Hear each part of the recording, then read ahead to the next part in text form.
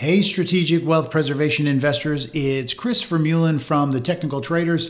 I want to share with you some insights on the equities markets. We've got a lot going on with Trump, tariffs, huge, 12% pop in the NASDAQ in one day from Trump news being, or more or less tariff news being delayed 90 days.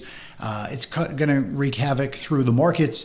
And I want to show you a technical view of where equities are going, what to expect, and how to take advantage of it, including in the precious metals space going forward. So again, I'm Chris Vermeulen. My whole core focus is to help as many people as possible avoid the coming bear market, which really I think is just starting. This is the tip of the iceberg for something a whole lot bigger that is going to take 6, 8, 12 months to unfold. But I want to help you preserve your lifestyle, preserve your wealth.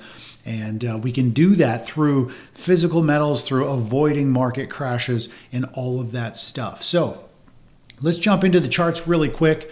Overall, this is the SP 500. You can see we've had a pretty big correction. If we zoom way back in time, we've broken some very significant lows on the SP 500. We broke a standout low over here. We broke another standout low over here, and we broke an even more significant one just back over here. And so this has created this huge waterfall type of sell-off, massive volume in the markets. Now, the tariff news was bringing us closer to these breaking points, and of course now we've seen a lot of volatility through here in selling.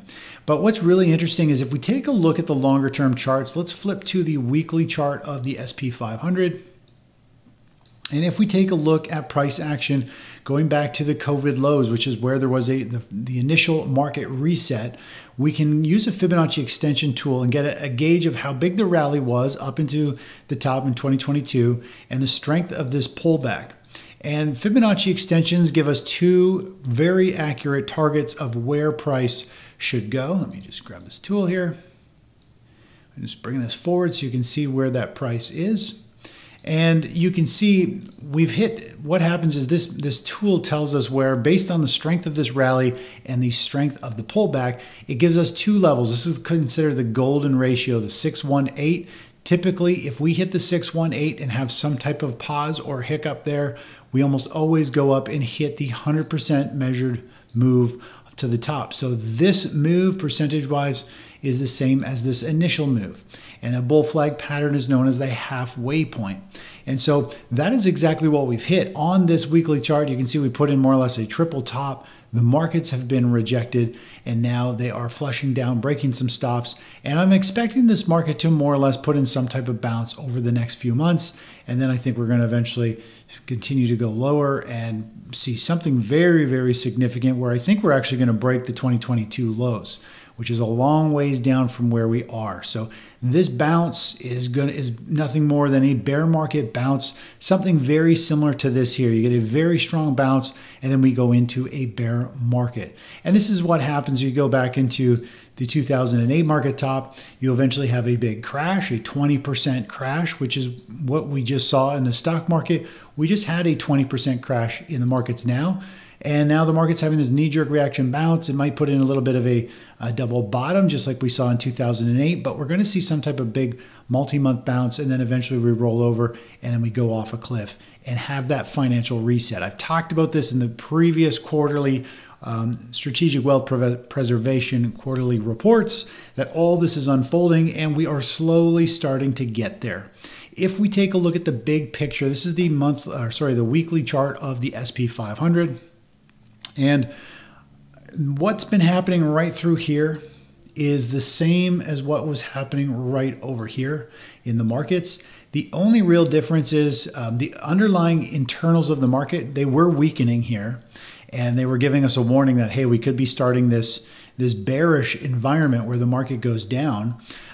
We've had the same over here, except for this time, everything has completely collapsed under the hood of the markets in terms of what different assets should be doing, sentiment, money flows, all kinds of stuff. This one is signaling, we could be going in for a very, very big waterfall sell-off this year. 2025 is going to be a terrible year, and it's most likely going to affect gold and precious metals in general.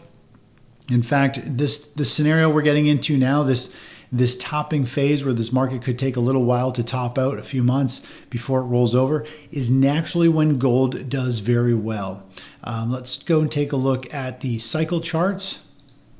If we go and take a look at gold, typically when the stock market puts in a pretty major top, we see gold do very, very well. And so we have been seeing gold lead the way, pushing to new all-time highs. This is when gold shines. And if we go back and we look at the gold chart, and let's go take a look at the long-term chart of gold, and let's look at we'll use the monthly because it's very powerful. The monthly chart has had multiple super cycles since here, but if we take a look at the previous super cycle that started early 2000, and we go up to the high in 2011, and then the low in 2015, you can see we have this upside target. This is based on the start of a super cycle, the strength of the pullback. We hit the 618 level where it had a pause and hiccup.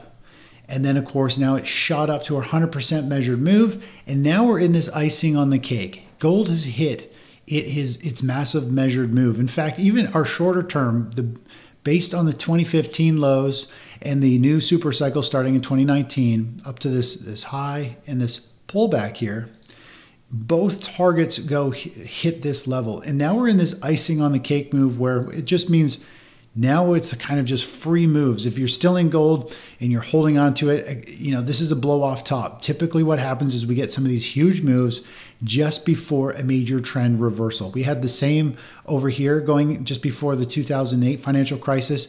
Gold traded sideways while bubbles took place in equities and homes. Well, same thing here. Gold traded sideways while the stock market ripped higher and real estate doubled in price, tripled in price, and shot up. And then suddenly out of nowhere, we see gold shoot higher, just like we're seeing now. And that is telling us that globally, the world is worried about a financial crisis, a financial reset, and they're taking their money out of stocks, they're moving money out of different assets and putting them into a hard asset, something outside of the financial system. They're getting lots of, I heard this term the other day and I like it, golden pet rocks. They're accumulating a bunch of pet rocks and keeping them out of the banking system and financial system because they don't trust it. So this is a huge warning sign. Usually we have these huge blow-off moves just before we go into a bigger correction. This 2008, gold pulled back 34%. Silver pulled back about 60 or 65%. And I do believe we're going to see gold and pull back eventually once we start seeing major selling on Wall Street in a bigger way that drags out for several months. But right now, this is just kind of in blow-off phase, and it is shooting higher with all the news and all the things that are going on, tariff wars and all of that. Now, if we take a look over at silver, silver has been definitely struggling. I've been talking about silver being a very difficult play just because it doesn't act as a true safe haven when it's needed. Silver, especially when we go to obviously we're nowhere near all-time highs in silver. If we go to the daily chart, this is a very good visual of just why you can't count on silver when all hell is going to break loose and chaos hits the markets. Obviously a massive correction in silver, and of course it's having just a dead cat bounce. And that is not a good sign. It's underperforming. When we zoom out on this chart, it has what I call our 3 surges to a high. And those are very bearish. It usually means a lot of damage can be done. And we might see silver bounce up a bit more, but overall I believe it's going to struggle and eventually it is going to sell off. While gold can hold its value and keep moving higher during this time frame, I think silver is very much so going to struggle, and it'll be a better opportunity later in the year once we see massive global panic selling that drags out for months and months, and that will eventually just apply pressure on silver even more. It's a much smaller market, much more volatile. When speculative traders start to get spooked, they all sell those shares and the ounces, and they all move out, and we end up seeing a huge drop in silver. So that's kind of where we stand in a nutshell. When we take a look over at the bond market really quickly here, bonds continue to be out of favor. If we take a look at bonds, and I'll just clean the chart up and go back, we can see we went into a major top in bonds in 2020 when COVID happened. Eventually, we kind of put in, you could argue here, a double top. You could argue put in a massive, you You've got a shoulder, a head, and a shoulder. You got this massive neckline. You could say this is also a major top. And then it went into a stage 4 decline. And now it is in what I think is a kind of a stage 1 base. And it can stay in this base for a long time. And a visual of this is simply this 4 stages that I shared with you guys here last quarter in this report. There's 4 stages to the markets. This applies on all time frames. If you can identify the stage and see how to take advantage of it, you can do very well. Each stage requires a different trading strategy, which most people don't understand. Most people have one strategy for all market conditions, and that's why most people struggle to make money. But more or less, I think we are seeing silver starting to put in a major top. It's just not performing quite as well. The stock market, I think, is early stages. It's starting to break down from a stage 3, and eventually we go into a stage 4. And the bond market, as I just showed you, is in this sideways base. It's already had the COVID top, and what comes to life when nobody wants it, it usually it's going to rise from the ashes out of nowhere for a lot of people's perspective is bond market. But it's not ready yet. Bonds could still continue to trade sideways for another 6, 8, 12 months before they really turn into a new stage 2 bull market, which could provide some great opportunity. So in the grand scheme of things, when we look at the markets, I'd be slowly getting bullish on bonds. I'm not looking to buy into them yet. I'd much rather let them turn a corner and start to head up and confirm a new uptrend to stage 2 and get on board and then ride it for imminent returns. But the stock market is in a major topping phase. Bonds are in a major bottoming phase. Precious metals are in favor, more so just gold. I'd really just focus on gold because it's the most stable. And let me just clean this chart up. If we take a look at gold, here, we've got obviously pushing and testing to new all-time highs, almost moving higher, but eventually gold will sell off as well. Gold will top out after the stock market starts a bigger move down. It will get pulled down with the selling pressure, but gold should bottom before the stock market does bottom, several months before. And we'll see gold miners and silver come to life and outperform in a big way. And then gold will actually go from being what is kind of the best asset right now to more so focus on silver and miners, because they're going to have all the big returns when we start the next bullish phase to the upside, probably at the very end of this year or early 2027 as all this pans out. Anyways, that's it for now. Take care.